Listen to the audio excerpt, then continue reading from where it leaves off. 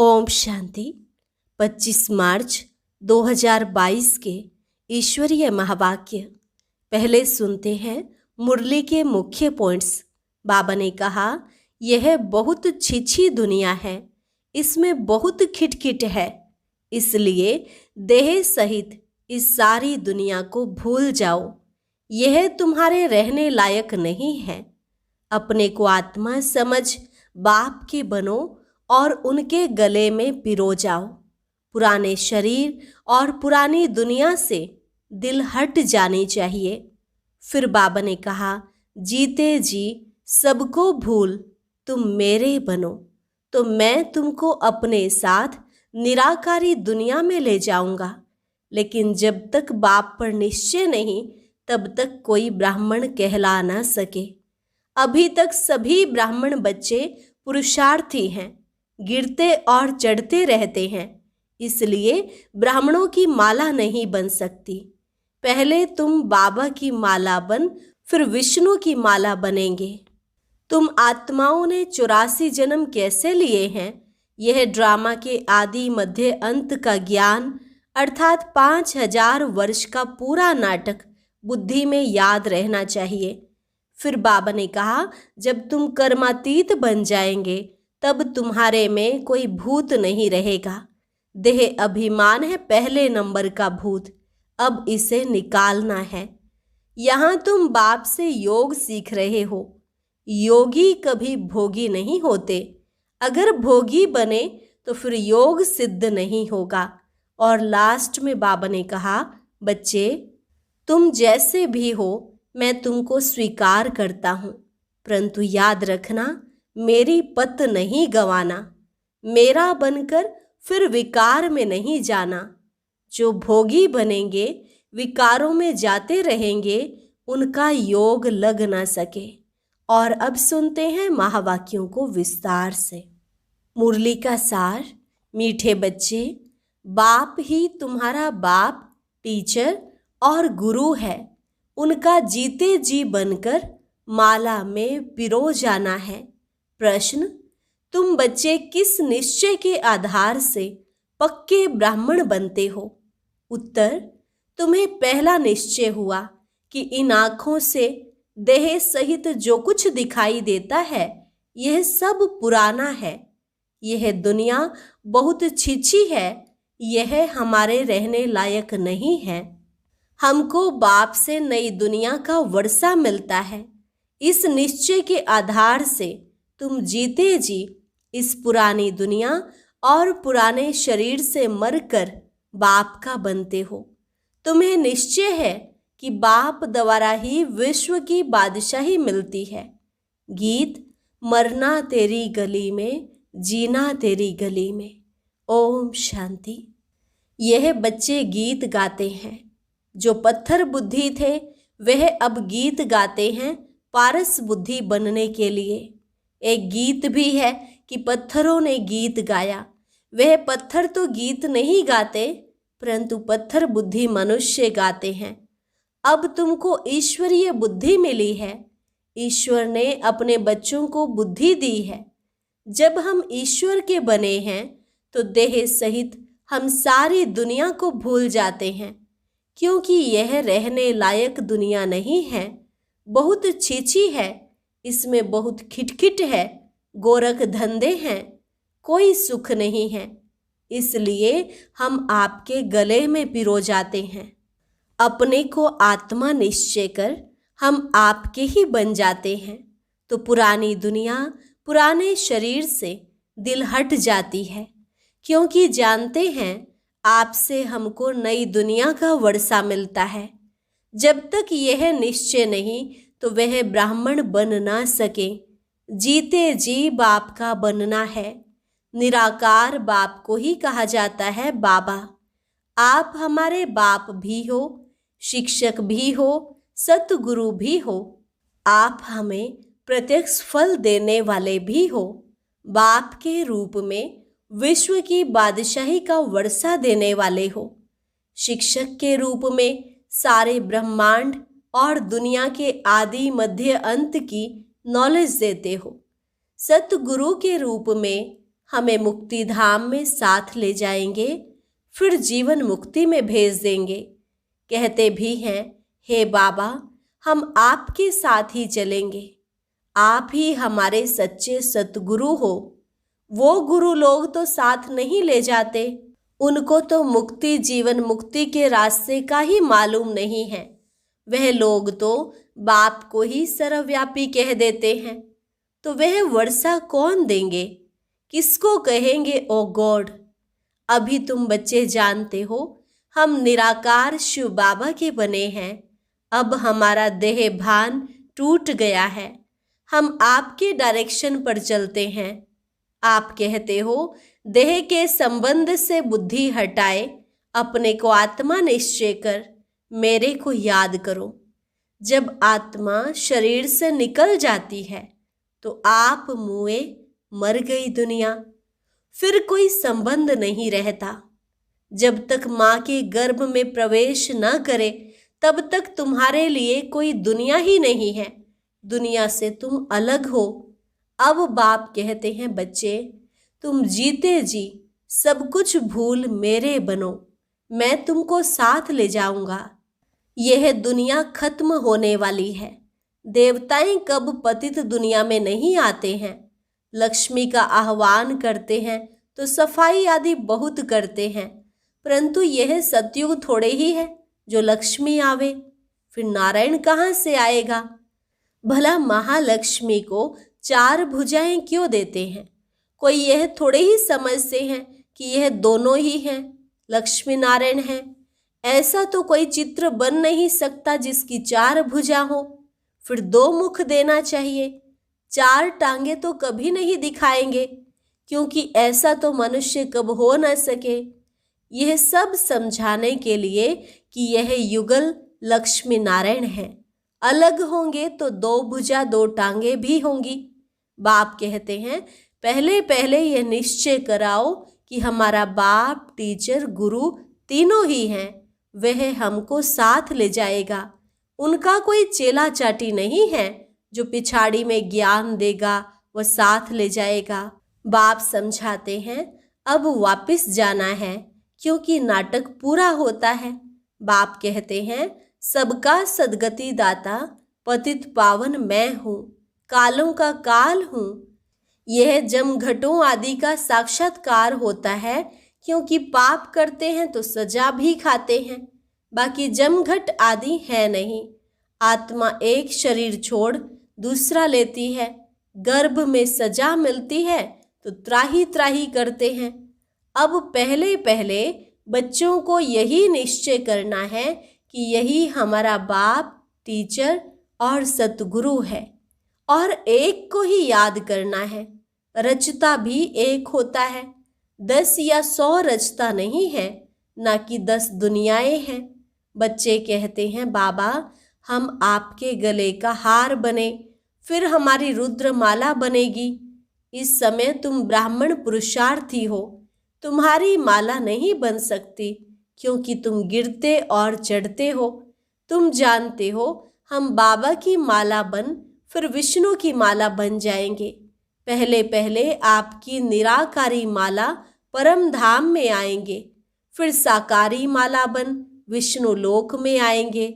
मनुष्य इन बातों को नहीं जानते। बच्चे कहते हैं, हम आपके जीते जी बने हैं, नहीं तो साकार मनुष्य साकारी मनुष्यों को अडॉप्ट करते हैं। यहाँ तुम निराकारी आत्माओं को निराकार शिव बाबा अडॉप्ट करते हैं।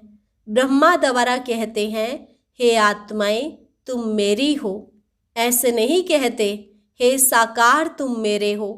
यहाँ निराकार निराकार को कहते हैं, मैं आपकी हूँ। बाकी जो अडॉप्ट करते वह शरीर को देखते हैं, अपने को आत्मा भी नहीं समझते। भाई भाई को अडॉप्ट करे तो क्या मिलेगा? यहाँ तो बाप अडॉप्ट करते हैं वर्षा देने के लिए। यह बड़ी गुह्य बातें हैं, जो अच्छी रीति पढ़ेंगे उनकी बुद्धि में यह बातें बैठेंगी।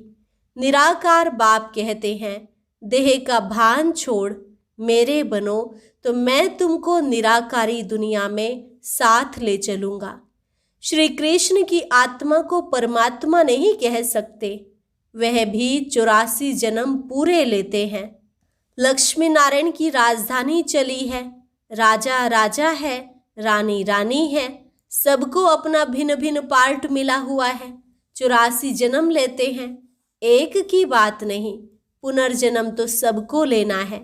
तुम बच्चों को समझाना है 84 का चक्र कैसे फिरता है। 84 लाख जन्म कहने से सारी बात बिगड़ जाती है। लाखों वर्ष की बात भी याद न पड़े, अभी याद पड़ता है। आज भ्रष्टाचारी दुनिया है, कल श्रेष्ठाचारी बनेगी। हम लिख सकते हैं जैसे शास्त्री ने लिखा, हम न्यू इंडिया बनाकर छोड़ेंगे। अब न्यू इंडिया तो होती है न्यू वर्ल्ड में, वहाँ देवता धर्म के सिवाय और कोई धर्म होता ही नहीं। अब तो भारत में अथाह धर्म है, अनेक प्रकारों की टाल टालियाँ हैं, ये सब पिछाड़ी के हो गए। यह भी दिखाया है लक्ष्मी नारायण, सो अब ब्रह्मा सरस्वती बने हैं, फिर ब्रह्मा सरस्वती सो लक्ष्मी नारायण बनेंगे। इसलिए दिखाते हैं विष्णु से ब्रह्मा निकला, ब्रह्मा से फिर विष्णु निकला। तुम अब विष्णु के कुल के बन रहे हो। खुशी का पारा उनको चढ़ेगा जो अच्छी रीति समझते हैं कि बरोबर अब नाटक पूरा होने वाला है। नाटक कहने से आदि मध्य अंत सब याद आ जाता है। तुम्हारे पास जो समझू सयाने होंगे उनको बेहद के ड्रामा की याद रहेगी।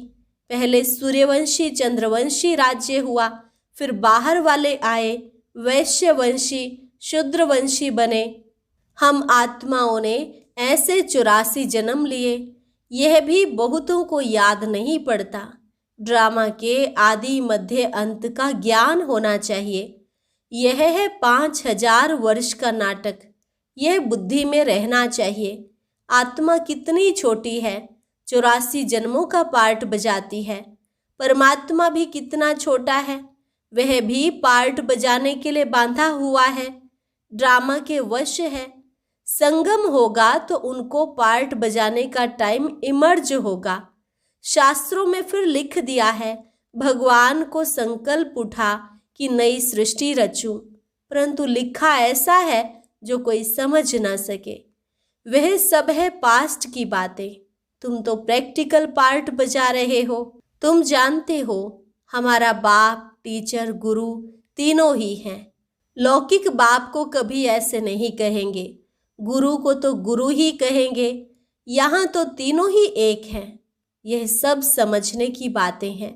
नॉलेजफुल गॉड फादर को ही कहते हैं, उसमें सारे झाड़ की नॉलेज है, क्योंकि चैतन्य है, आकर के सारी नॉलेज देते हैं। अब तुम बच्चे जानते हो, हम इस देह को भी छोड़ बाबा के साथ चले जाएंगे।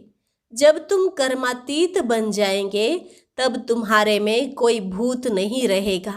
देह अभिमान का पहला नंबर भूत है। इन सब भूतों का बड़ा है रावण। भारत में ही रावण को जलाते हैं, परंतु रावण क्या चीज है कोई जानते ही नहीं।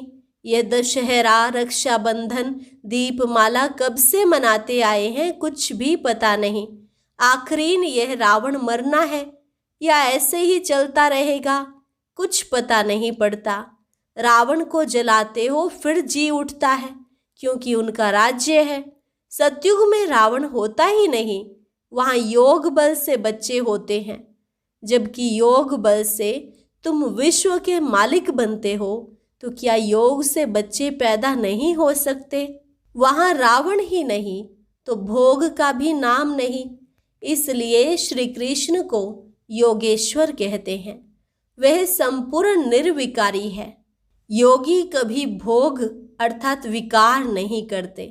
अगर भोगी बने तो फिर योग सिद्ध ना हो। अब तुम योग सीख रहे हो।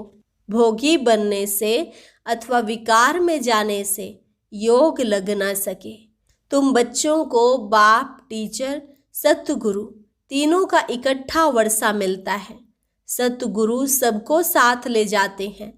ले तो सबको जाएंगे, परंतु तुम गले का हार बनते हो। साजन सब सजनियों को ले जाएंगे। पहले साजन चलेगा, फिर सूर्यवंशी, चंद्रवंशी, फिर उनका सारा जो घराना है, इस्लामियों की बारात अथवा घराना, बौद्धियों का घराना, सभी आत्माओं को अपने अपने सेक्शन में जाकर बैठ जाना है। आत्मा स्टार है। यह बड़ी समझने की बातें हैं। तकदीरवान ही धारण कर औरों को भी समझाएंगे।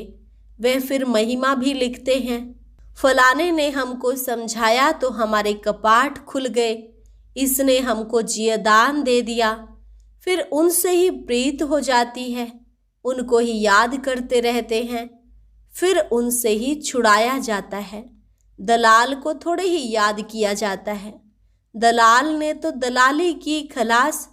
फिर साजन को सजनी याद करती है। ब्रह्मा भी हो गया दलाल। याद उस शिव बाबा को ही करना है। यह दलाल भी उनको ही याद करते हैं। इनकी महिमा नहीं है, यह तो पतित है। पहले इनमें प्रवेश कर इनको पावन बनाया। एक है पतित, एक है पावन। सूक्ष्म वतन में ब्रह्मा है पावन। उनकी भी शक्ल दिखानी चाहिए। समझानी तो बार बार दी जाती है, परंतु जबकि आकर बाप का बने, बाबा हम आपके हो गए, आप हमारे बाप, टीचर, सतगुरु हो।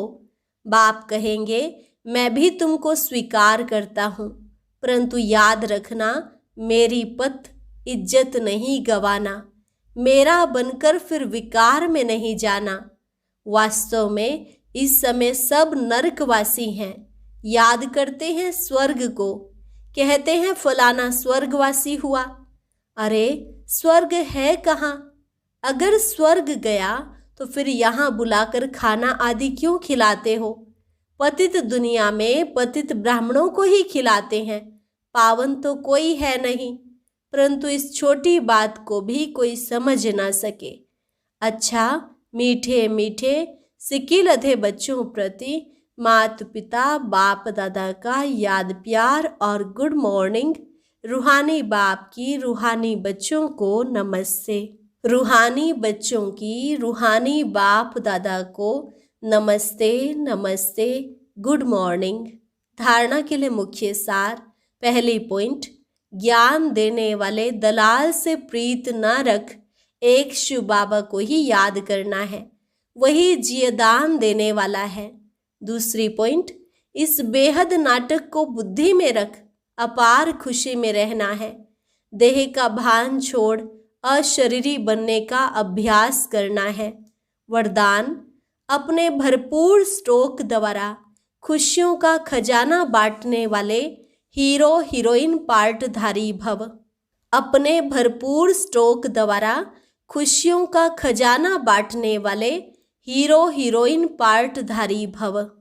संगम युगी ब्राह्मण आत्माओं का कर्तव्य है सदा खुश रहना और खुशी बांटना, लेकिन इसके लिए खजाना भरपूर चाहिए। अभी जैसा नाजुक समय नज़दीक आता जाएगा, वैसे अनेक आत्माएं आपसे थोड़े समय की खुशी की मांगनी करने के लिए आएंगी। तो इतनी सेवा करनी है जो कोई भी खाली हाथ नहीं जाए। इसके लिए चेहरे पर सदा खुशी के चिन्ह हो। कभी मूड ऑफ वाला, माया से हार खाने वाला, दिल शिकस्त वाला चेहरा ना हो। सदा खुश रहो और खुशी बांटते चलो, तब कहेंगे हीरो हीरोइन पार्टधारी। स्लोगन, एक दो की राय को रिगार्ड देना ही संगठन को एकता के सूत्र में बांधना है। एक दो की राय को रिगार्ड देना ही संगठन को एकता के सूत्र में बांधना है। अच्छा, और अब सुनते हैं आज का अव्यक्त ज्ञान मोती। ये एक बहुत संस्कारितापूर्ण वीडियो है, जरूर देखें, कोई भी मिस ना करे।